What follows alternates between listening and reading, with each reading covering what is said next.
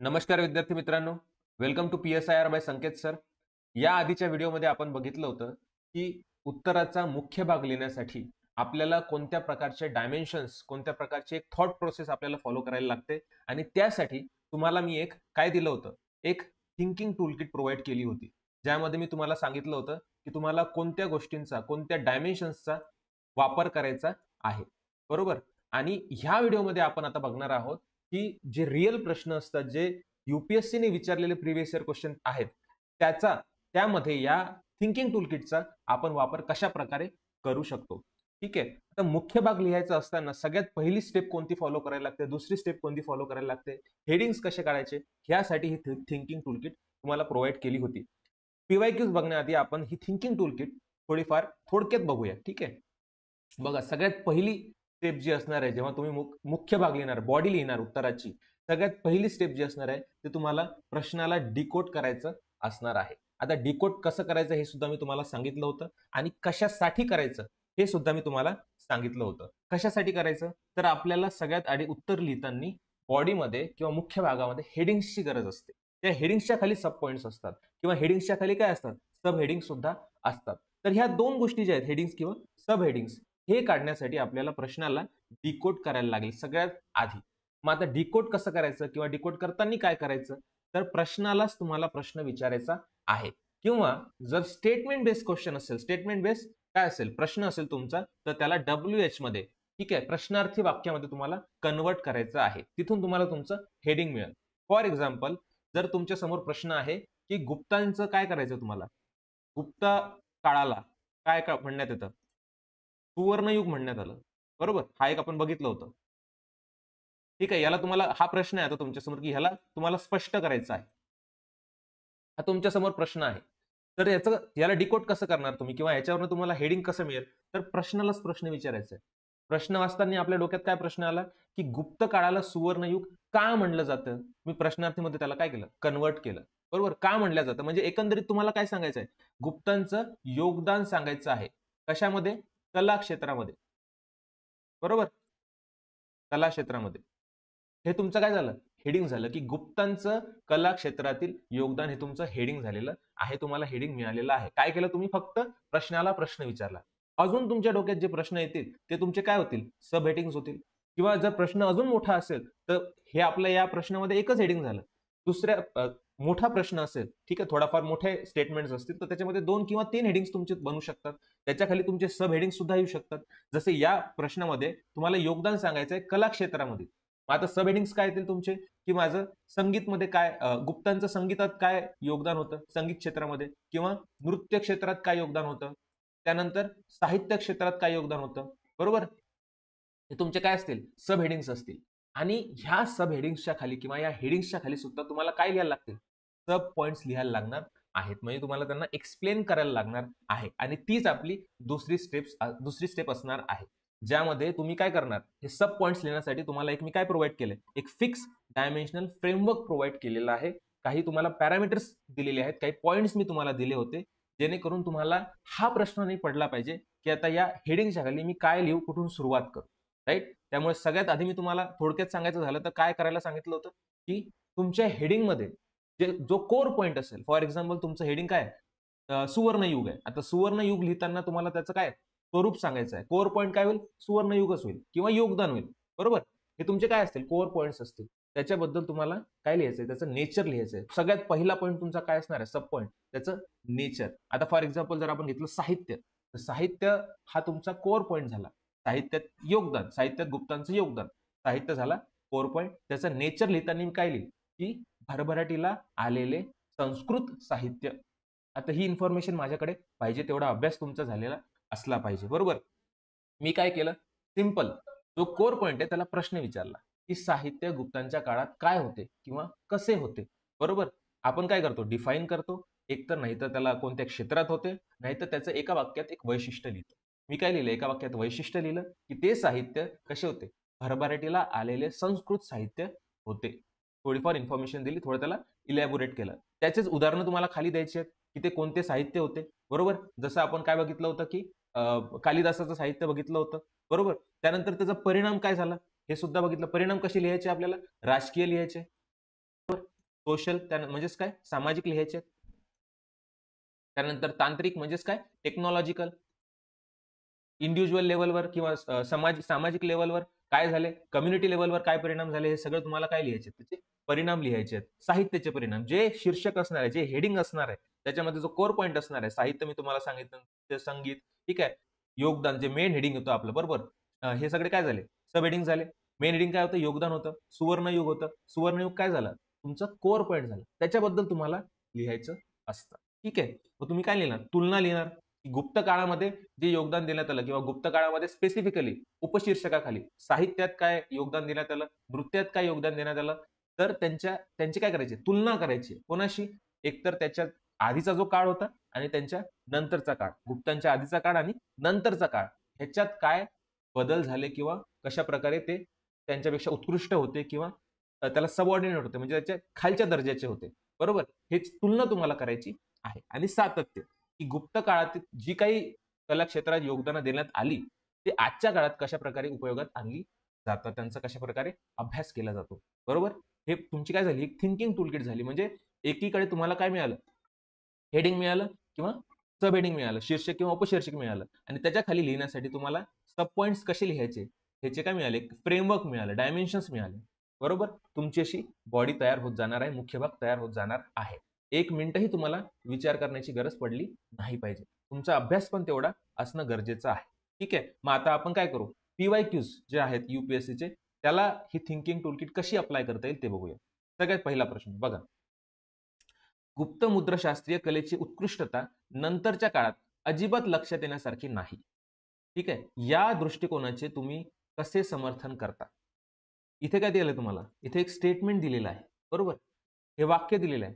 आता हा एक दृष्टिकोन झाला, या दृष्टिकोनचं तुम्ही कसं समर्थन करता, कशा प्रकारे या स्टेटमेंटला तुम्ही जस्टिफाय करता, हा प्रश्न तुमच्या समोर आहे, बरोबर. आता मी प्रश्न वाचला, सगळ्यात पहिली स्टेप आपल्याला काय करायची होती, मुख्य भाग लिहिताना, की मी प्रश्न वाचल्यानंतर त्याला डिकोड करेल, प्रश्नालाच प्रश्न विचारेल, की गुप्त मुद्रशास्त्रीय कलेची उत्कृष्टता काय, उत्कृष्टता होती ती, कोणत्या लेवलची उत्कृष्टता होती, त्याचा परिणाम काय झाला, स्वरूप काय होतं, हे माझं काय झालं, पहिलं हेडिंग झालं, की गुप्त मुद्रशास्त्रीय कलेची उत्कृष्टता, त्याचा दर्जा काय होता, हे माझं पहिलं हेडिंग झालं, बरोबर. दुसरं हेडिंग काय असेल, की नंतरच्या काळात ती अजिबात लक्षात येण्यासारखी नाही, म्हणजे काय झाली, घट झाली, त्या उत्कृष्टतेत काय झाली, घट झाली. म्हणजे दुसरं हेडिंग काय असेल माझं, उत्कृष्टतेत घट, बरोबर. डिक्लाइन कशा प्रकारे झालं ते आपल्याला लिहायचं आहे. आणि या प्रत्येक हेडिंग खाली आपल्याला आपण जे डायमेन्शन्स बघितले, बरोबर, एक फिक्स डायमेन्शन फ्रेमवर्क बघितलं सब पॉइंट साठी, ते आपल्याला लिहायचं आहे. आता सगळ्यात पहिल्या हेडिंग वरती आपण जाऊ, काय होतं, गुप्त नाणे पद्धतीच्या उत्कृष्टतेचा दर्जा, बरोबर. याच्यात कोर पॉइंट सगळ्यात पहिले तुम्हाला शोधायचा आहे आणि त्याला धरूनच तुम्हाला पूर्ण हे डायमेन्शन्स यूज करायचे आहेत. आता या पूर्ण हेडिंग मध्ये तुमचा कोर पॉइंट काय असणार आहे, नाणे पद्धती, बरोबर, न्यूमस्मेटिक आर्ट गुप्तांच्या काळातील, बरोबर. मग मी त्याचं नेचर सांगेल, नेचर सांगताना, स्वरूप सांगताना मी सगळ्यात आधी काय करेल, प्रश्न विचारेल, की ती नाणी पद्धती काय होती, बरोबर, ते काय होतं, हा प्रश्न तुम्हाला विचारायचा. ते म्हणजे काय, की इथे कोर पॉइंट जो असेल तो तुम्हाला ठेवायचा आहे. मग नाणे पद्धती काय होती, ते काय होतं, बरोबर. मग आता मी स्वरूप लिहिताना, नेचर लिहिताना एखादं वैशिष्ट्य किंवा त्याला थोडंफार इलॅबोरेट करेल, बरोबर, किंवा त्याचं थोडंफार काय करेल, ते कोणत्या क्षेत्रात होते हे सुद्धा सांगेल. उत्कृष्ट कलात्मकतेसह सोने, चांदी आणि तांब्याची नाणी गुप्त काळात होती, बरोबर. काय केलं, थोडंफार मी त्याला इलॅबोरेट केलं, एक इन्फॉर्मेशन त्याला त्याबद्दलची मी दिली तुम्हाला, बरोबर. आणि त्याचंच उदाहरण तुम्हाला काय करायचंय, खाली द्यायचंय. ती नाणी कशी होती, सोने आणि चांद्याची आणि तांब्याची होती, बरोबर. त्याची उदाहरणं कशी असणार आहेत, चंद्रगुप्त प्रथमची नाणी, समुद्रगुप्तचे विना प्रकारचे नाणे, चंद्रगुप्त दुसऱ्याचे धनुर्धारी प्रकारचे नाणे, काय झाले, त्याचे उदाहरण झाले. नाणी कशी होती, उत्कृष्ट कलात्मकतेसह सोने, चांदी आणि तांब्याची नाणी होती. ते काय होते, त्याचं स्वरूप मी तुम्हाला सांगितलं, त्याची उदाहरणं मी तुम्हाला दिली, चंद्रगुप्त प्रथमची नाणी, समुद्रगुप्ताचे विना प्रकारचे नाणे, चंद्रगुप्त दुसरा धनुर्धारी प्रकारची नाणी, हे काय झाली, उदाहरणं झाली आहेत, बरोबर. आता ह्या उत्कृष्टतेचा, या नाणे पद्धतीचा प्रभाव काय होता, परिणाम काय होता, तर समृद्धी, बरोबर, कलात्मक परिष्कार म्हणजेच काय, आर्टिस्टिक सोफिस्टिकेशन, म्हणजे त्या गुप्त काळामध्ये ज्या काही प्रकारची नाणी होती किंवा जे प्रकारचे राजे त्यांना नाणी काढायची होती, नाणे पद्धतीचा विकास करायचा होता, त्यांच्यावर काय झाला, प्रभाव झाला. आपण काय करतो, की जे परफेक्ट आहे, जे चांगलं आहे, ते घेतो, जे त्याच्यावर त्याचा परिणाम आपल्यावर होतो, बरोबर, ते आपण वापरण्याचा प्रयत्न करतो, जे परफेक्ट आहे, जे चांगलं आहे, बरोबर. मग गुप्तांची नाणी कशी होती? उत्कृष्ट होती. आणि त्या उत्कृष्टतेचा काय झाला? परिणाम झाला बाकीच्या नाण्यांवर सुद्धा. त्यानंतर हा काय झाला? हा कोणता परिणाम झाला? हा कल्चरल परिणाम झाला. बरोबर? सांस्कृतिक परिणाम याला म्हणतात येईल. समृद्धी आली म्हणजे हा काय झाला? हा आर्थिक परिणाम झाला. आणि दैवी वैधता प्रतिबिंबित करते. दैवी वैधता म्हणजे काय? डिवाइन लेजिटिमसी ज्याला आपण म्हणतो, की राजा जर असेल, राजाचं चित्र जर त्या नाण्यांवरती आहे म्हणजे काय करतोय तो स्वतःला प्रमोट करतोय, की मी राजा आहे हे लोकांना सांगतोय, बरोबर. म्हणजे याचा अर्थ काय झाला? याचा प्रभाव काय झाला त्या नाण्यांचा? त्यांनी काय केलंय? नाण्यांना ऍज अ मीडियम म्हणून वापरलं राजांनी, गुप्त राजांनी, बरोबर. म्हणजे काय, की लोकांना तो सांगतोय की तुमचा जो देव आहे, तुमचा जो राजा आहे तोच सर्वस्वी आहे, तोच परमात्मा आहे, तोच देव आहे, बरोबर. या नाण्यांच्या थ्रू सांगतोय तो. म्हणजे हा कोणता परिणाम झाला? राजकीय, बरोबर. अशा प्रकारचे प्रभाव झाले होते. मग आता तुलना तुम्हाला करायची आहे, बरोबर. 3 आपले काय झाले? डायमेन्शन झाले, की सगळ्यात पहिले तुम्ही नेचर सांगितलं, की ती कशा प्रकारची होती, कोणती नाणी होती, उदाहरणं सांगितली त्याची, चंद्रगुप्ताच्या काळात, समुद्रगुप्ताच्या काळातली, त्याचा प्रभाव काय झाला, आर्थिक, कल्चरल म्हणजे सांस्कृतिक, राजकीय काय परिणाम झाला. तुलना सांगणार तुम्ही आता, की पूर्वीची जी नाणी होती, तर नाणे म्हटलं तर 3-4च नावं येतात आपल्याला एन्शियंट आणि मिडायवल मध्ये. कोणते? इंडो ग्रीक आणि कुशाण नाणी. ही गुप्तांच्या आधीची जी नाणी होती त्यांच्याबद्दलचं महत्व आपल्याला माहितच आहे. पण त्यांच्याशीच तुलना आपण करणार. मग पूर्वीच्या इंडो ग्रीक आणि कुशाण नाण्यांनी त्यांच्यावर काय केला?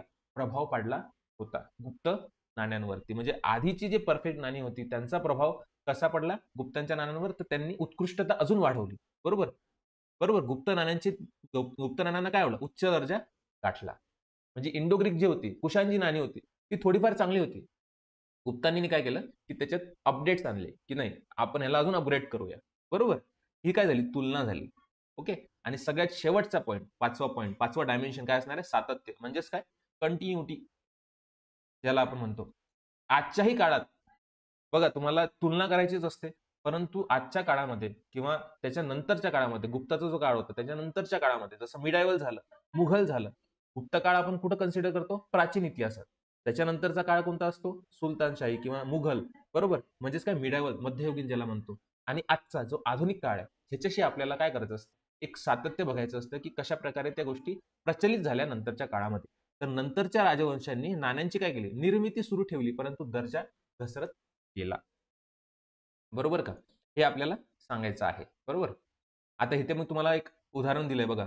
हा कोण आहे? समुद्रगुप्त आहे. आणि हा काय करतो? वीणा वाजवतो. ही नाणी गुप्तांच्या काळातली होती. आपलं सगळ्यात पहिलं हेडिंग झालेलं आहे गुप्त नाणे पद्धतीच्या उत्कृष्टतेचा दर्जा. या हेडिंग खाली आपण काय केलं? जे फिक्स डायमेन्शनल फ्रेमवर्क होतं त्याचा उपयोग करून आपण आपले सब पॉइंट्स लिहिलेले आहेत. दुसरं जे शीर्षक आहे, दुसरं जे हेडिंग असणार आहे तुमचं काय असणार आहे? गुप्तांच्या त्या याच्यामध्ये नाणे पद्धतीत नंतर काय झाली? घट झाली. नंतरच्या काळामध्ये घट झाली. करेक्ट. आता आपलं पहिलं हेडिंग झालं. हे दुसरं हेडिंग आहे. म्हणजे आपलं आतापर्यंत जी बॉडी आहे, जे मुख्य भाग आहे तो अर्धाच लिहून झालेला आहे. त्याच्यानंतरचा दुसरा भाग जो असणार आहे तो गुप्तांच्या नंतरच्या काळातील घट, बरोबर. याचं स्वरूप काय असणार आहे? आता स्वरूप लिहायचं आहे किंवा उदाहरणं लिहायची आहे किंवा हे सगळं फिक्स डायमेन्शन तुम्हाला यूज करायचं आहे. ह्याच्यासाठी तुम्हाला लागेल शीर्षकातील कोर पॉईंट, हेडिंग मधला कोर पॉईंट. तर काय असेल तो कोर पॉईंट? घट, बरोबर. डिक्लाइन, काय झालं डिक्लाइन मध्ये असं? तर ह्याचं स्वरूप तुम्हाला लिहायचं आहे. ते काय डिक्लाइन होतं? तर ते काय होतं? ती घट काय होती? तर राजकीय विखंडन म्हणजेच पॉलिटिकल फ्रॅगमेंटेशन, बरोबर. अजून काय होतं? आर्थिक घसरणी. जर तुमच्याकडे पॉलिटिकल स्टेबिलिटीच नाहीये तर इकॉनॉमिक स्टेबिलिटी असणार आहे का? नाही. जर इकॉनॉमिक स्टेबिलिटी नाहीये तर तुम्ही ज्या प्रकारचे पॅटर्नेज म्हणजे संरक्षण जे प्रोव्हाइड करताय कशाला? संस्कृतीला, आर्टला, ते कसं होईल? घसरत जाईल, बरोबर. त्यामुळे जर पॉलिटिकल स्टेबिलिटी नाही राहिली, इकॉनॉमिक स्टेबिलिटी नाही राहिली, तर तुम्ही दिलेलं जे संरक्षण आहे ते काय होत जाईल? कमी कमी होत जाणार आहे. आणि त्याच्याकडचं लक्ष जे आहे म्हणजे आर्टिस्टिक काय होतं? ते न्यूमस्मॅटिक आर्ट होतं, एक कला होती ती नाण्यांची, त्याच्याकडे दिलेलं लक्ष काय झालं? कमी होत गेलं, बरोबर. हे तुमचं काय झालं? स्वरूप झालं. सिंपल. पॉलिटिकल फ्रॅगमेंटेशन आणि आर्थिक घसरणीमुळे संरक्षण कमी झालं. एवढं मी एक इलॅबोरेट केलेलं आहे. त्याचंच उदाहरण मी तुम्हाला देईल, की गुप्तानंतरच्या प्रादेशिक राजांनी नाणी जारी केली, परंतु एकरूपता आणि परिष्करणाचा अभाव म्हणजेच काय? युनिफॉर्मिटी आणि लॅक ऑफ रिफाइनमेंट काय होतं? याचं हे होतं. काय होतं? रिफाइनमेंटचा काय होता? अभाव होता, बरोबर. हे तुमचे उदाहरणं झालेली आहेत. परिणाम काय झाला याचा? की सोन्याच्या साठ्यात काय झालं? घट झाली. ज्यामुळे नाण्यांची किंमत काय झाली, कमी झाली. गुप्तांच्या काळातील नाणी कशी होती, सोन्याची होती. परंतु त्यांच्या नंतरच्या काळात काय झालं, सोन्याचा साठा काय कमी होत गेला आणि त्यामुळे जी नाण्यांची व्हॅल्यू होती, ठीक आहे, ती कमी होत गेली. बरोबर, हा परिणाम झाला. हा परिणाम कसा होता? हा फक्त आर्थिक परिणाम नव्हता, तर हा परिणाम राजकीय सुद्धा. बरोबर, कारण आपण बघितलं की जी राजाची लेजिटिमेसी असते, वैधता असते, ती त्या नाण्याशी जुळलेली असते आणि ती कमी होत जाते. बरोबर, तुलना काय करता येईल याची आपल्याला, की मुघल नाणी जी होती, जरी प्रशासकीय दृष्ट्या महत्वाची असली तरी गुप्तांच्या कलात्मक प्रतिकात्मकतेचा अभाव होता. बरोबर, जी आर्टिस्टिक रिफाइनमेंट आपण गुप्तांच्या काळात बघितली, ती मुघल नाण्यांमध्ये होती का? नाही. मी काय तुम्हाला सांगितलं, की जी तुलना तुम्हाला करायची आहे, ती काळानुसार करायची आहे. म्हणजे आपण एन्शियंट बघतोय, प्राचीन इतिहास बघतोय, तर मध्ययुगीन इतिहासात जे काही नाणी होती, त्यांची जी कला होती, त्याच्याशी तुम्हाला तुलना करायची असते. आणि आपण काय केलं, मुघलच्या नाण्यांची तुलना केली. जी ॲडमिनिस्ट्रेटिव्हली जरी महत्त्वाची असली, तरी त्यांचा जो कलात्मकता होती, ती काय होती? कमी होती. बरोबर? हे 4 पॉइंट्स आपले झालेले आहेत. सगळ्यात शेवटचा जो डायमेन्शन आहे तो म्हणजे सातत्य. गुप्तांचा वारसा आधुनिक नाणेशास्त्रीय अभ्यासात टिकून आहे, अजूनही टिकून आहे. परंतु नंतरच्या कलात्मक मानकांमध्ये नाही.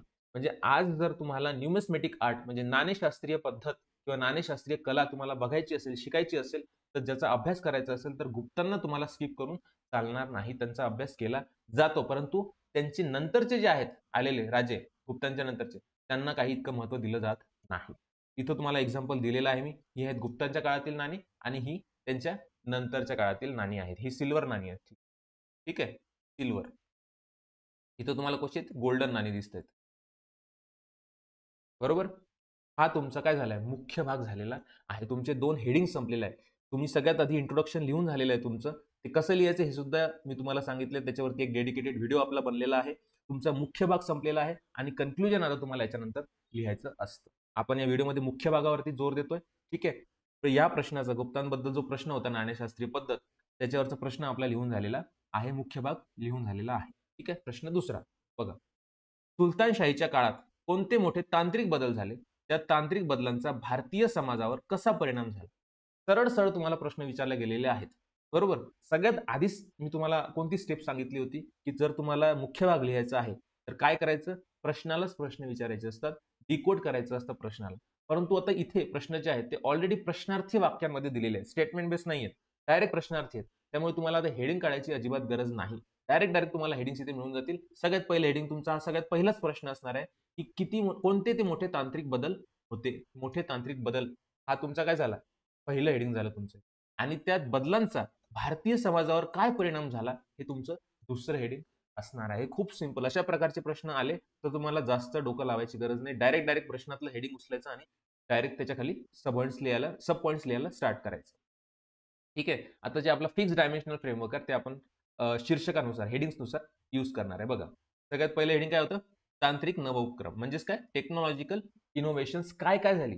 कुठे-कुठे झाली? कोणत्या क्षेत्रात झाली? ते आपल्याला लिहायचं आहे. बरोबर? सगळ्यात आधी नेचर म्हणजेच काय? स्वरूप. प्रश्न विचारा. त्या कोर पॉइंट काय आहे? Innovation, technological innovations. काय लिहिल मी? की ते टेक्नॉलॉजिकल इनोव्हेशन्स काय होते? कोणत्या क्षेत्रात होते? मग मी लिहिल की ते इरिगेशन, सिंचन क्षेत्रात, कागद बनवणे, पेपर इंडस्ट्री, धातुशास्त्र क्षेत्रामध्ये म्हणजेच काय मेटलर्जीमध्ये हे सगळे टेक्नॉलॉजिकल इनोव्हेशन्स आले. मग आता ह्याची उदाहरणं मी सांगेल, की सिंचन क्षेत्रात काय आलं? पर्शियन चाक आलं. धातू क्षेत्रात काय आलं? तर लोखंडी रकाब म्हणजे ज्याला आपण आयर्न सिरप म्हणतो. घोड्यावर चढण्यासाठी पाय ठेवून आपण जे चढतो घोड्यावरती जे पाय ठेवण्यासाठी असतं त्याला म्हणतात लोखंडी रकाब. बरोबर? दिल्ली कागद केंद्राची काय झाली? स्थापना झाली. कागद बनवणे बरोबर? कागद क्षेत्रामध्ये त्यांनी काय केलं होतं? एक अपग्रेडेशन आणलं होतं. म्हणून दिल्ली कागद केंद्र एक हब बनला दिल्ली. त्यानंतर टेक्सटाईल्स बरोबर? टेक्सटाईल क्षेत्रामध्ये त्यांनी काय केलं? इनोव्हेशन घडवून आणले होते. आता तुलना करायची आपल्याला. 2 पॉइंट झाले आपले, 2 डायमेन्शन झाले. एकीकडे आपण सांगितलं, की कोणत्या क्षेत्रामध्ये त्यांनी टेक्नॉलॉजिकल इनोव्हेशन्स आणले आणि त्याची उदाहरणं आपण दिली. तुलना करायची आहे. पूर्वीचे भारतीय सिंचन बरोबर? पर्शियन चाक आणलं होतं सुलतानशाहीमध्ये बरोबर? मग आता त्याच्या आधी काय सिंचन पद्धती होत्या? टाक्या, विहिरी विरुद्ध पर्शियन चाक याची काय करायची तुम्हाला? तुलना करायची आहे. तुलना करताना आपण काय करणार? कार्यक्षमता. किती पर्शियन चाक जे आहे ते कार्यक्षम आहे टाक्या आणि विहिरीपेक्षा. बरोबर? हे तुम्हाला काय करायचं? सांगायचंय, तुलना करायची आहे. सातत्य, कंटिन्युटी, कागद, पेपर इंडस्ट्री आणि कापडांनी मुघल आणि वसाहती अर्थव्यवस्थेला आकार दिला. तुम्ही बघा, की जे तांत्रिक नवोपक्रम, टेक्नॉलॉजिकल इनोव्हेशन सुलतानशाहीच्या काळात आले, त्याचा प्रभाव कुठे झाला? मुघल म्हणजे त्याच्यानंतरच्या काळात मुघल आणि कोलोनियलिझम मध्ये, वसाहती अर्थव्यवस्थेमध्ये. जेव्हा आपण म्हणतो की आपला भारत ही सोन्याची काय होती? चिडिया होती, बरोबर? म्हणजे सोन्याची चिमणी, सोन्याचा धूर निघायचा इथून, बरोबर? तर तो का निघायचा? ह्या दोन गोष्टीमुळे, कापड आणि कागद, ह्या दोन इंडस्ट्री आपल्या पूर्ण वर्ल्डमध्ये सगळ्यात फेमस होत्या. आपला जो इंडियन क्लोथ होता, भारतीय कापड, हा सगळ्यात रिफाईन होता, सगळ्यात भारी होता. का? कारण इनोव्हेशन झालेले होते सुलतानशाहीच्या काळात, ते चालत आलेले होते आणि तेवढा ट्रेड आपला वाढला होता. आणि त्याचमुळे युरोपियन्स जे आहेत, वसाहती त्यांनी स्थापन केल्या इंडियामध्ये, बरोबर? आता तुम्ही एक हे केलं असेल, एक नोटीस केलं असेल की इथे मी 4च डायमेन्शन्स लिहिलेले आहेत. सगळ्यात महत्त्वाचा डायमेन्शन जो आहे तो म्हणजे प्रभाव, किंवा ज्याला आपण इम्पॅक्ट म्हणतो, परिणाम, तो मी इथे लिहिलेला नाहीये. का लिहिलेला नाहीये? कारण आपलं दुसरं हेडिंगच हे आहे. दुसरं शीर्षकच हे असणार आहे आपलं. ठीक आहे, म्हणजे काय असणार आहे? समाजावर होणारा परिणाम, राईट? मग आता ह्याचं स्वरूप, ह्याचं काय लिहिलं मी? फिक्स डायमेन्शन मी याच्यावरती अप्लाय करेल, बरोबर? इम्पॅक्ट ऑन द सोसायटी काय झालं? जे सब पॉइंट्स मी तुम्हाला सांगितले होते, जे पॅरामीटर्स, जे डायमेन्शन मी तुम्हाला सांगितले होते, ते या हेडिंग खाली येणार आहेत. मग आता हे काय होतं याचं, जे आपलं परिणाम आहे किंवा समाजावर होणारा परिणाम आहे, हा काय झाला? आपला कोर पॉइंट झाला, परिणाम. ह्याचं स्वरूप मी लिहील. स्वरूप लिहिताना मी काय करेल की कोणत्या क्षेत्रात काय झालं किंवा त्याचं वैशिष्ट्य मी लिहिणार आहे. म्हणजे काय झालं? सिंचन वाढ झाली, साक्षरता वाढ झाली. का सिंचन वाढ का झाली? पर्शियन चाक, बरोबर का? साक्षरतेत वाढ का झाली? कारण कागद, पेपर इंडस्ट्री, ठीक आहे. मजबूत घोडदळ, स्ट्रॉंगर कॅव्हरी. का बरं? कारण हे आपलं लोखंडी काय होतं, रकाब, पाय ठेवून हे करण्यासाठी, पाय ठेवून घोड्यावर चढण्यासाठी ते इनोव्हेशन करण्यात आलं होतं. शहरांचा उदय झाला जेव्हा सिंचन वाढ झाली, चाक आलं, बरोबर, पैसा आला, साक्षरता वाढली, त्यानंतर मजबूत घोडदळ वाढलं, तुमचं मिलिटरी वाढली, काय होईल? नवीन शहरांचा उदय होईल, नवीन सामाजिक गट तयार होतील, बरोबर? जे कागद बनवणारे, लोखंडी रकाब बनवणारे, पर्शियन चाक बनवणारे, त्यांचे काय होईल? गट तयार होतील. उदाहरण काय? तर नीळ उत्पादन वाढेल, विणकाम केंद्र चालू झाली, शहरी हस्तकलेत काय झालं? मोठा परिणाम झाला, मोठा बदल घडून आला, बरोबर? तुलना कशाची करणार तुम्ही? सुलतानपूर्व गाव केंद्रित अर्थव्यवस्था. म्हणजे सुलतानाआधी काय होतं? गाव होते, जास्तीत जास्त अर्थव्यवस्था गावांमध्ये होती, विरुद्ध मध्ययुगीन शहरी चैतन्य.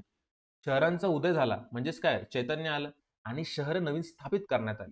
आधी अर्थव्यवस्था गावाकडे होती, ती शिफ्ट झाली कशामध्ये? शहरांमध्ये, बरोबर? सातत्य काय येईल? की मुघलांच्या काळात वस्त्रोद्योगाने जागतिक व्यापाराचा पाया घातला. मी तुम्हाला काय सांगितलं की जोपर्यंत इनोव्हेशन होत नाही तोपर्यंत तुम्हाला आर्थिक स्टेबिलिटी, आर्थिक जी स्थिरता आहे ती मिळत नाही. आणि जेव्हा तुमच्याकडे सरप्लस येतो, बरोबर, तुम्ही जेव्हा इनोव्हेशन करता, तुमच्याकडे सरप्लस येतो, तुम्ही काय करता? ट्रेड करता, एक्सपोर्ट करता. त्यामुळे जागतिक व्यापाराचा पाया घातला गेला. करेक्ट? इथे आपला दुसरा प्रश्न संपलेला आहे, ज्याच्यामध्ये मुख्य भागामध्ये आपण 2 शीर्षक घेतले होते. सगळ्यात पहिलं शीर्षक होतं की टेक्नॉलॉजिकल इनोव्हेशन्स काय झाले, तांत्रिक बदल कोणते झाले आणि त्याचा भारतीय समाजावर काय परिणाम झाला, इम्पॅक्ट ऑन द सोसायटी, हे सुद्धा आपण बघितलं. ठीक आहे. त्याच्यानंतरचा प्रश्न काय असेल? सिंधू संस्कृतीच्या शहरी नियोजन आणि संस्कृतीने आजच्या शहरीकरणाला किती प्रमाणात मदत केली आहे, याची चर्चा तुम्हाला करायची आहे. सिंपल प्रश्न आहे की जी इंडस व्हॅली सिव्हिलायझेशन होती, त्याच्यामध्ये जे अर्बन प्लॅनिंग, शहरी नियोजन करण्यात आलं आणि कल्चर जे होतं, त्याचं त्या शहरीकरणाच्या, त्या संस्कृतीचा आजच्या शहरीकरणात काय प्रभाव पडलाय, किती प्रमाणात त्यांनी मदत केली आहे, हे तुम्हाला लिहायचं आहे. आता अगेन तुम्हाला हेडिंग्स पाहिजे. पहिली स्टेप, तुम्ही प्रश्नाला डिकोड करणार आणि डिकोड करताना प्रश्नाला प्रश्न विचारायचा आहे की सिंधू संस्कृतीच्या शहरी नियोजन आणि संस्कृतीने आजच्या शहरीकरणाला किती प्रमाणात मदत केली आहे. मग आता हा प्रश्न वाचल्यानंतर माझ्या डोक्यात प्रश्न काय आला की आयव्हीसी मध्ये, इंडस व्हॅली सिव्हिलायझेशन मध्ये ते कशा प्रकारचं शहरी नियोजन होता, कोणत्या प्रकारची संस्कृती होती, हे मी लिहिणार. हे माझं पहिलं हेडिंग असेल, बरोबर. दुसरं हेडिंग काय असणार की आजच्या शहरीकरणाला किती प्रमाणात त्याच्यामध्ये मदत झाली आहे. शहरीकरणाला आजच्या बरं काय, सगळ्यात महत्त्वाचा शब्द आहे, आजच्या शहरीकरणाला किती प्रमाणात मदत झाली आहे, माझं दुसरं हेडिंग असेल. हे तुमचा एक प्रकार झाला मुख्य भाग लिहिण्याचा. दुसरा प्रकार काय असेल की मी शहरी नियोजन हे माझं पहिलं हेडिंग ठेवेल. ठीक आहे, शहरी नियोजन. त्याच्यामध्ये मी सांगेल की शहरी नियोजन काय होतं आणि आजच्या शहरीकरणाला त्याचा किती प्रमाणात उपयोग झालाय, किती प्रमाणात मदत झाली आहे, ते मी लिहिल. आणि दुसरं हेडिंग मी काय लिहिल? संस्कृती, बरोबर. आणि आयव्हीसी मध्ये इंडस व्हॅली सिव्हिलायझेशनची संस्कृती कशी होती आणि त्याचा आजच्या शहरीकरणात किती प्रमाणात त्याची मदत झाली आहे, हे मी तिथे लिहिल. बरोबर. आणि हेच मी हाच प्रकार जो आहे मुख्य भागाचा तो मी पुढे एक्सप्लेन केलेला आहे. कारण ह्याच्यामध्ये काय होईल दुसऱ्या प्रकारात तुम्हाला व्यवस्थित स्टेप बाय स्टेप लिहिता येईल, की शहरी नियोजन काय होते आणि त्याचा शहरीकरणामध्ये आजच्या शहरीकरणामध्ये काय प्रभाव आहे आणि संस्कृती काय होती आय-व्ही-सीची, त्याच्या आजच्या शहरीकरणामध्ये काय प्रभाव आहे, हे तुम्हाला व्यवस्थित लिहिता येईल. पहिल्या प्रकारात थोडंसं ते मिक्सिंग होऊन जाईल. त्यामुळे स्टेप बाय स्टेप ते व्यवस्थित दिसणार नाही आपल्याला. ठीक आहे. सगळ्यात पहिलं काय असणार आहे आपलं हेडिंग शहरी नियोजन. हाच आपला कोर पॉइंट असणार आहे. त्याचं नेचर, ते शहरी नियोजन काय होते? मग ते काय होते? नियोजित शहरे होती, ग्रिड पॅटर्न होतं, ड्रेनेज, प्रमाणित विटा, स्टँडर्डाइज्ड ब्रिक म्हणजे आय-व्ही-सी नंतरच्या ज्या ब्रिक्स तुम्हाला दिसतील त्या ओबड-धोबड दिसणार आहेत. स्टँडर्डाइज म्हणजेच चौकोनी किंवा रेक्टँग्युलर नसणार आहेत, क्युबॉइड नसणार आहेत. परंतु आय-व्ही-सीमध्ये इंडस व्हॅली सिव्हिलायझेशनमध्ये त्या कशा होत्या? एकदम चौकोनी, एकदम रेक्टँग्युलर व्यवस्थित होत्या. त्याचं उदाहरण तुम्हाला द्यायचं आहे. मोहेंजोदारोचे ग्रेट बाथ, नियोजित शहराचं उदाहरण. हडप्पाचे काय होतं? बालेकिल्ला म्हणजेच काय सिटाडेल शहरी नियोजन म्हणजे एकीकडे काय असेल, जिथे सगळ्यात महत्त्वाचा व्यक्ती राहतो किंवा एक महत्त्वाचा समाज राहतो, तो एक वरच्या ठिकाणी स्थित झालेला असेल आणि खाली पूर्ण सामाजिक किंवा सामान्य जनता असणार. ठीक आहे. हे काय होतं? शहरी नियोजन होतं त्या काळचं. त्याची उदाहरणं आपण दिलीत. त्याचा प्रभाव काय झाला? स्वच्छता प्रणालीचा आधार बनला. निवासी व्यावसायिक क्षेत्राचे काय झाले? झोनिंग झाले. स्वच्छता प्रणालीचा आधार म्हणजे काय? ड्रेनेज सिस्टीम प्रॉपर करण्यात आली आणि निवासी व्यावसायिक क्षेत्रांचे झोनिंग झाले. म्हणजे एकीकडे रेसिडेन्शियल एरिया आणि एकीकडे काय असेल? बिझनेस एरिया, इंडस्ट्रियल एरिया असणार आहे. याची काय झोनिंग झालेलं आहे. बरोबर? तुलना नंतरच्या भारतीय शहरांमध्ये अनियोजित बाजार म्हणजेच काय? की जिथे घर वसतंय तिथून शहर स्टार्ट होत आहे. म्हणजे पहिले घरं वसतील किंवा रेसिडेन्शियल एरिया स्टार्ट होईल आणि मग नंतर त्याचं नियोजन करण्यात येईल. अशा प्रकारे काय करण्यात आलं? नंतरच्या भारतीय शहरांमध्ये आपल्याला ते बघण्यात येतं. परंतु आय-व्ही-सीमध्ये तसं होतं का? नाही. आय-व्ही-सीमध्ये काय होतं, की आधी नियोजन आणि मग तुम्ही तिथे वसाहती स्थापन करताय. करेक्ट? सातत्य काय म्हणता येईल आपल्याला? की आधुनिक शहरी स्वच्छता. बरोबर? आज पण आपण काय करतो, की ड्रेनेज सिस्टम जर आपल्याला पाहिजे असेल तर आपण जी आय-व्ही-सीमध्ये कशा प्रकारची ड्रेनेज सिस्टम होती त्या काळामध्ये हे आपण बघण्याचा प्रयत्न करतो. तिथून आपण काय होतो प्रभावित होतो आहे. स्मार्ट शहरे बरोबर, की स्मार्ट शहरांमध्ये काय होतं आय-व्ही-सीमध्ये काय होतं एक भिंत सुद्धा बांधलेली होती, कंपाउंड वॉल असायची, सिटाडेल असायचं, की जिथे महत्त्वाचे लोकं राहतात. मग नंतर खाली सामान्य जनता. मोहनजोदडोचं काय होतं ग्रेट बाथ होतं, की सगळे जिथे येऊन काय असतील अंघोळ करतील. अशा प्रकारचं नियोजन तिथे. स्टँडर्डाइज विटा सुद्धा यूज केल्या जातात आज पण. बरोबर? ही काय सगळी आय-व्ही-सीची वैशिष्ट्ये आणि त्यांचं काय करतो आपण इको करतो, प्रतिध्वनी करतो. म्हणजे तशा प्रकारचा आपण कॉपी करण्याचा प्रयत्न करतो. बरोबर? हे काय झालं? सातत्य झालं, कंटिन्यूटी. बरोबर? हे तुमचं सगळ्यात पहिलं शीर्षक, सगळ्यात पहिलं हेडिंग झालेलं आहे. दुसरं हेडिंग काय असणार आहे? संस्कृती, कल्चर ज्याप्रमाणे आपण ठरवलं होतं. आता अगेन कोर पॉइंट काय आहे? संस्कृतीच आहे. तर ती संस्कृती काय होती? किंवा कोणत्या क्षेत्रात होती? काय स्वरूप होतं त्याचं? तर प्रमाणित वजने तेव्हा असायची. त्याप्रमाणे आपण शहरी नियोजनामध्ये काय-काय होतं? तर ते नियोजित शहरे होती, ग्रिड पॅटर्न, ड्रेनेज होतं. त्याचप्रकारे संस्कृती काय होती? संस्कृतीमध्ये काय होतं? प्रमाणित वजने होती. स्टील म्हणजे काय? की एक तुम्हाला तो आपला जसं एक Samsung आहे तर किंवा Apple आहे, काय झालं ब्रँड झाले. ते जे चिन्ह असतं ते काय असतं? स्टीलच असतं एक प्रकारचं. आपण समजा कोणाला दिलं एखादं पत्र, तर त्याच्यावरती जो लोगो असतो तो काय असतो? ती सीलच झालं एक प्रकारचं. बरोबर? त्या काळात काय असायचं? सील असायचे. बरोबर? कलाकृती. कलाकृती म्हणजे काय? आर्ट. बरोबर? हे काय झालं? संस्कृतीची त्यांची वैशिष्ट्य झाली. करेक्ट? आता त्याचंच काय उदाहरण आपल्याला द्यायचं आहे, की सील कोणत्या प्रकारचे होते? Unicorn seal. म्हणजे जर त्या पूर्ण मालामध्ये जर तुम्हाला एक्सपोर्ट करायचा आहे कोणता माल, तर त्याच्यामध्ये जर युनिकॉर्न सील लागलेला आहे, याचा अर्थ ती वस्तू तो माल पूर्ण कुठून आलेला आहे? इंडस व्हॅली सिव्हिलायझेशनमधून आलेला आहे. असं समजलं जायचं. बरोबर? टेराकोटा मूर्ती, कलाकृती आपण म्हटलं. बरोबर? कलाकृती म्हणजे काय? की पुतळे बनवले जायचे, खेळणे बनवले जायचे आणि त्याच्यामध्ये पण उत्कृष्टता होती त्या काळामध्ये. बरोबर? त्याचा परिणाम काय झाला? आर्थिक नियमन, इकॉनॉमिक रेग्युलेशन झालं. का झालं असेल? कारण प्रमाणित वजने आलीत, की एकीकडे जर 1 किलो एक विशिष्ट वजन आहे, तर तेच वजन सुद्धा दुसऱ्या दुकानात तुम्हाला दुसऱ्या ठिकाणी सुद्धा तेच वजन असणार आहे. म्हणजे काय? सगळीकडे काय आली? एकरूपता आली, युनिफॉर्मिटी आली, रेग्युलेट केलं गेलं. बरोबर? की हे वजन एवढंच वजनामध्ये तुम्हाला एवढ्याच आकाराचं तुम्हाला काय असेल? हे एक वजन असणार आहे, एवढ्याच किमतीत तुम्हाला हे मिळणार आहे. हे नियम हे रेग्युलेशन तिथे लावण्यात आले. ट्रेड ब्रँडिंग झाली. कशामुळे? सीलमुळे. बरोबर मी तुम्हाला सांगितलं, की जर तुम्हाला एखादा लोगो जर रिप्रेझेंट करत असेल एखाद्या एरियाला किंवा एखाद्या कंपनीला, त्याच प्रकारे हे सील काय करायचे? रिप्रेझेंट करायचे आय-व्ही-सीला. सांस्कृतिक आकृतीबंध, कल्चरल मोटिव्हज म्हणजे काय टेराकोटा मूर्ती वगैरे वेगवेगळ्या प्रकारच्या मूर्त्या बनवण्यात आल्या. बरोबर? तुलना काय होईल? आय-व्ही-सी नंतरची, आधीची किंवा नंतरची. आता आधीचं तर आपल्याला जास्त माहीत नाही. ऑब्व्हियसली आपण नंतरचंच बघणार. तर कला कशी होती? स्थानिकीकृत होती. म्हणजे त्या प्रकारचे धर्म किंवा जात किंवा जे काही तिथलं एक कल्चर असणार आहे, त्याच्या आधारावरची ती कला होती. आयव्हीसीची कला कशी होती? ह्या सगळ्यांनी मुक्त होती, की ज्याला जे वाटेल ते बनवत होतं. फॉर एक्झाम्पल आता जर आपण नंतरची कला बघितली, गुप्त कला, ती कशी होती? अधिक धार्मिक होती. रिलिजियस कलाकृती बनवल्या जायच्या. बरोबर? धर्माचा प्रभाव होता. आयव्हीसीमध्ये जे कलाकृती बनवल्या जायच्या, त्याच्यावरती कशाचा प्रभाव होता का? नाही. ते इंडिपेंडंट असायचे. कळालं? सातत्य. काय असणार आहे, की आजही भारतीय हस्तकला किंवा ब्रँडिंग लोगोमध्ये डिझाइन टिकून आहेत. जी जे प्रकारचे ब्रँडिंगचं मीडियम वापरलं गेलं होतं, युनिकॉर्न सील झालं जसं, ठीक आहे. त्याच प्रकारचे मीडियम्स आज सुद्धा आपण वापरतो. आहे त्याच प्रकारची हस्तकला, कलाकृतीमध्ये जे काही अपग्रेडेशन तेव्हा झालेलं होतं, ते आपण आज कॉपी करण्याचा प्रयत्न करतो. तुम्ही आज समजा एखादा पॉट घ्यायला गेले, त्याच्यावरती जी डिझाइन असणार आहे, ती बघा, ती जुनीच असणार आहे. तुम्हाला एक एस्थेटिक लूक देण्यासाठी ती आजही वापरल्या जाते. बरोबर? हे तुमचं काय झालं? दुसरं शीर्षक आणि त्याच्या खाली जे सब पॉइंट्स आहेत ते सगळे झालेले आहेत. तुमचं पहिलं शीर्षक झालेलं आहे म्हणजे तुमचा मुख्य भाग या प्रश्नाचा रेडी झालेला आहे. ठीक आहे. नंतरचा जो प्रश्न आहे तो काय आहे? बघा. ऋग्वेदिक काळापासून उत्तर वैदिक काळापर्यंत समाज आणि अर्थव्यवस्थेच्या क्षेत्रातील बदल अधोरेखित करा. अधोरेखित करायचे तुम्हाला. काय करायचे? जे समाज आणि अर्थव्यवस्थेच्या क्षेत्रात जे बदल झालेत. कुठून कुठपर्यंत? तर ऋग्वेदिक काळापासून तर उत्तर वैदिक काळापर्यंत जे बदल झाले. ठीक आहे. ऋग्वेदिक काळात काय होती समाजाची हे व्यवस्था काय होती आणि वैदिक काळात काय होती? तुम्हाला लिहायचं आहे. मग आता आपले हेडिंग्स काय असणार आहेत? बरोबर? की समाज हा ऋग्वेदिक काळात आणि उत्तर वैदिक काळात कसा होता?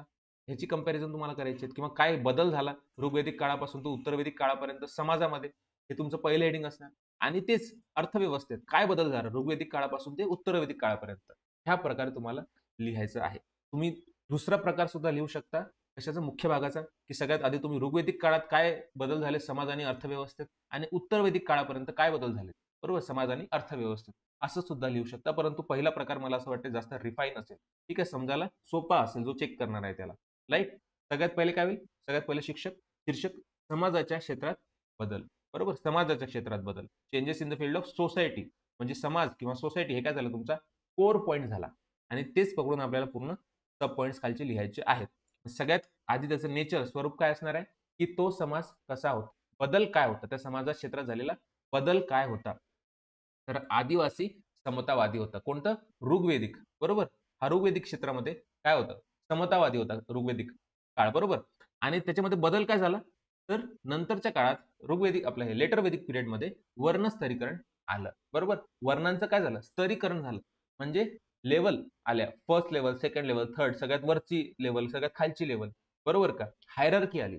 करेक्ट? आधी काय होतं? समता, इक्वॅलिटी होती. लेटर वेदिकमध्ये काय झालं? हायरार्की आली. त्याचं उदाहरण काय?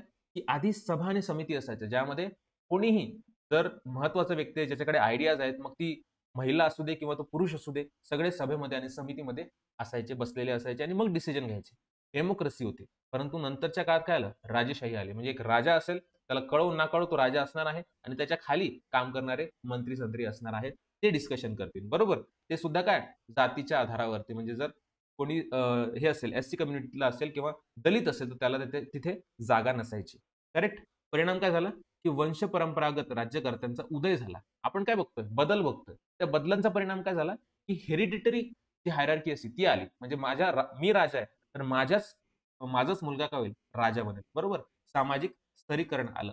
सोसायटीमध्ये काय झालं? हायरार्की यायला लागली. बरोबर? हा कोणता झाला परिणाम? राजकीय परिणाम. तर हा कोणता झाला? सामाजिक परिणाम. तुलना काय येईल? की ऋग्वेदिक प्रवाहीपणा म्हणजेच काय? ऋग्वेदिक फ्लुडिटी, जी फ्लेक्सिबिलिटी होती. वर्ण जरी असले, ऋग्वेदिक काळात वर्ण होते, पण त्याला हायरार्की अटॅच नव्हती, व्हॅल्यू अटॅच नव्हती. प्रवाहीपणा म्हणजे काय? की मी जर आज एखादं काम करतोय, कचरा उचलायचं काम करतो आहे, परंतु माझ्याकडे आयडियाज आहेत, माझ्याकडे पोटेन्शियल आहे, तर मी राजा सुद्धा बनू शकतो. राजाची जागा सुद्धा घेऊ शकतो. मी पंडित सुद्धा बनू शकतो नॉलेज गेन करून. ही फ्लुडिटी होती. मी वर्ण चेंज करू शकत होतो. परंतु काय झालं? लेटर वैदिक पिरियडमध्ये कठोर म्हणजेच काय? रिजिडिटी वाढली, कठोरता वाढली. नंतरचे काय झाले? वैदिक पदानुक्रम काय झाले? कठोर झाले. चेंज करणं, तुमची जात चेंज करणं. आधी तुम्ही तुमची जात चेंज करू शकत नाही. आणि तीच काय? आपलं सातत्य आहे. भारतातील जाती रचनेसाठी वर्ण प्रणालीचा ती आधार बनली. आजही आपण जी जात चिकटली आपल्याला, ती चिकटलेलीच असते. बरोबर? सेकंड हेडिंग काय असणार? आपलं सगळ्यात पहिले सामाजिक क्षेत्रात काय बदल झाला? तर आता अर्थव्यवस्थेच्या क्षेत्रात काय बदल झालेला आहे? बरोबर? त्याचं स्वरूप, तो बदल काय होता? तर पशुपालन. बरोबर? आधी ऋग्वेदिक काळात काय होतं? पशुपालन व्हायचं आणि लेटर वेदिक काय झालं? शेती, लोखंडी अवजार, बरोबर. आयर्नचं काय झालं? आयर्नच्या खाणी शोधल्या गेल्या आणि तेव्हा काय झालं? त्यांचा यूज वाढला शेतीमध्ये, बरोबर. आधी पशुपालन व्हायचं, आता शेती, बरोबर. ऋग्वेदिक काळात काय झालं? पशुपालन व्हायचं, तर लोखंडी अवजारासह शेती करण्यात आली. कुठे? लेटर वेदिक पिरियडमध्ये. याचं उदाहरण काय होतं? की गंगेच्या मैदानात काय होती? भात शेती होती. भात शेती म्हणजे काय? की राईस कल्टिव्हेशन कुठे? गँगेटिक प्लेन्सच्या जवळ. नद्यांच्या जवळच काय असायचे? ते प्रदेश असायचे आणि ती शेती कशी होती? स्थिर होती, स्टेबल. म्हणजे एका जागीच लोक वसलेले असायचे. ते काय व्हायचे? भटकंती नाही करायचे. करेक्ट? परिणाम काय झाला याचा? की सरप्लस वाढला. जर तुम्ही एका ठिकाणी थांबताय आणि तिथे तुम्ही शेती करताय, तुम्ही फक्त खाण्यासाठी शेती करणार आहे का नाही? तुमच्याकडे खूप सारा सरप्लस आहे. बरोबर? सरप्लस आल्यानंतर तुम्ही काय करणार? त्याला एक्सपोर्ट करणार किंवा ट्रेड करणार. म्हणजेच काय होईल? आर्थिक स्टेबिलिटी येईल. शहरीकरण व्हायला स्टार्ट होईल आणि ब्राह्मणांना जमीन अनुदान करण्यात येईल. बरोबर का? काय झालाय परिणाम? की आधी ऋग्वेदिक काळात जे पशुपालन असायचं, तर पशु हा असायचा सगळ्यात मोठा तिथला महत्त्वाचा विषय. परंतु जेव्हा लेटर वेदिक पिरियडमध्ये शेती आली, तर जमीन सगळ्यात महत्त्वाची झाली. कळतंय तुम्हाला? हा परिणाम झाला. तुलना काय करता येईल? की ऋग्वेदिक पशुधन अर्थव्यवस्था विरुद्ध उत्तर वैदिक कृषी अर्थव्यवस्था. मी तुम्हाला सांगितलं की पशुधन हे सगळ्यात महत्त्वाचं असायचं ऋग्वेदिक काळात, परंतु लेटर वैदिक पिरियडमध्ये कृषी म्हणजेच लँड, जमीन ही सगळ्यात महत्त्वाची झाली. सातत्य काय? तर शेती अजूनही आपल्या अर्थव्यवस्थेचा सगळ्यात मोठा काय? कणा आहे. करेक्ट? अशा प्रकारे तुम्हाला काय झालंय? हे दोन्ही शीर्षकांचं मी काय केलं तुम्हाला? एक व्यवस्थित सब पॉइंट्स कशाप्रकारे लिहायचे सांगितले. दोन्ही शीर्षक घेऊन आपण एक व्यवस्थित मुख्य भाग तयार केलेला आहे. बरोबर? नेक्स्ट जो लास्टचा प्रश्न आहे, तो काय असणार आहे? तर भारताच्या इतिहासाच्या पुनर्मांडणीत चीनी आणि अरब प्रवाशांच्या वृत्तांताचे महत्त्व मूल्यांकन करा.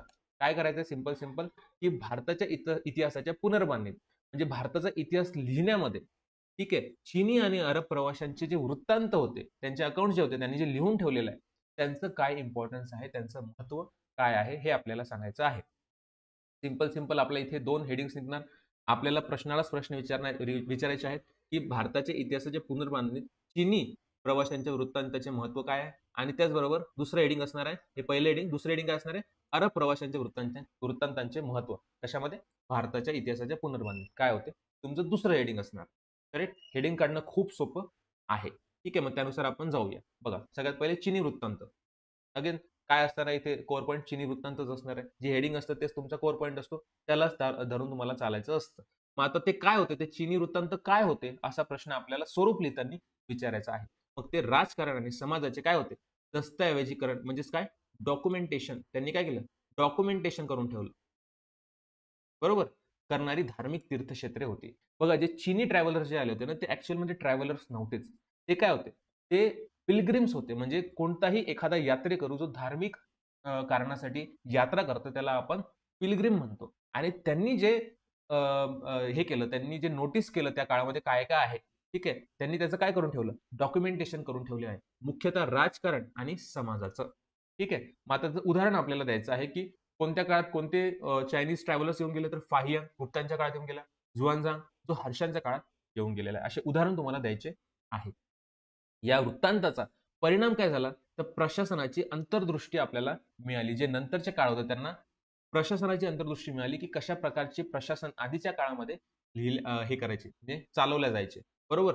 हे आपल्याला त्याच्यातून कळतं. मोनास्ट्रीज बांधल्या गेल्या. तर तुम्ही पिल्ग्रिमेज जे असतात, पिल्ग्रिमेज म्हणतात त्यांना.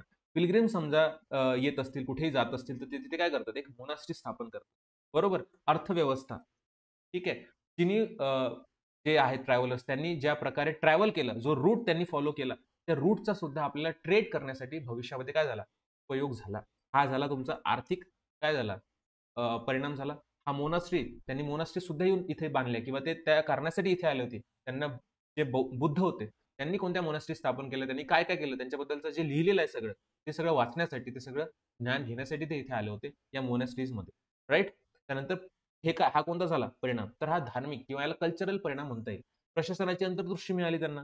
करेक्ट? म्हणजेच काय झाला हा ॲडमिनिस्ट्रेटिव्ह किंवा पॉलिटिकल किंवा एक पॉलिटिकलच म्हणता येईल आपल्याला, पॉलिटिकल परिणाम झालेला आहे. करेक्ट? तुलना कशी करता येईल, की भारतीय ग्रंथांनी राजांना आदर्श बनवले होते.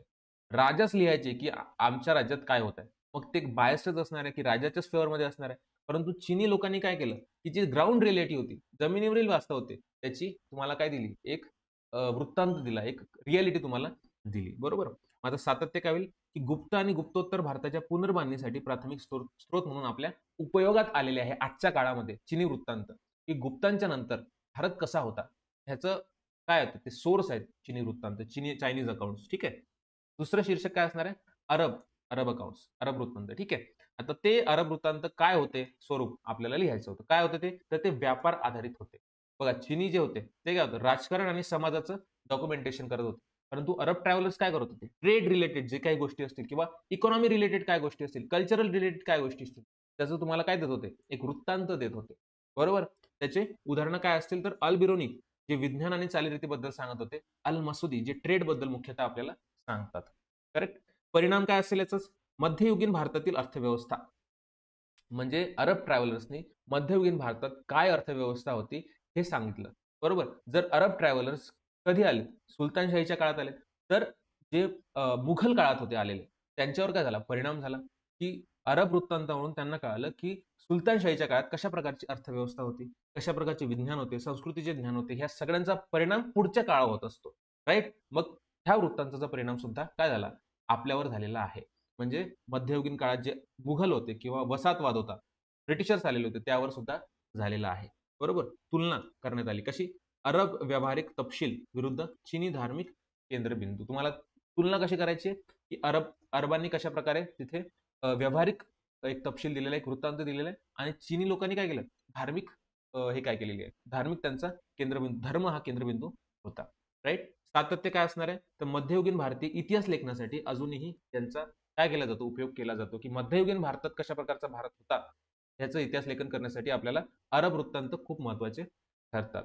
तर अशा प्रकारे हे दोन्हीही हेडिंग्स आपले झालेले आहेत आणि या प्रश्नाचा मुख्य भाग सुद्धा कंप्लीट झालेला आहे. तुम्हाला आय होप कळालं असेल, की कशाप्रकारे थिंकिंग टूलकिट तुम्हाला प्रोव्हाईड केलेली आहे, त्याचा वापर तुम्हाला करायचा आहे. कारण एम-पी-एस-सी जी आहे, ती यू-पी-एस-सीच्याच धर्तीवरती आता कार्य करणार आहे. त्यामुळे यू-पी-एस-सीने ज्या प्रकारचे प्रश्न विचारलेले आहेत, त्याच प्रकारचे प्रश्न एम-पी-एस-सी सुद्धा विचारू शकते. असं चालूनच आपण अभ्यास करतो आहे. कारण एम-पी-एस-सीचा अजून पहिला पेपर आपल्याला यायचा आहे आणि काहीही टेन्शन न घेता, काहीही स्ट्रेस न घेता अशा प्रकारच्या डिस्क्रिप्टिव्हमध्ये टूल किट तुम्हाला प्रोव्हाईड करायची आहे. याचा अभ्यास तुम्हाला करायचा आहे.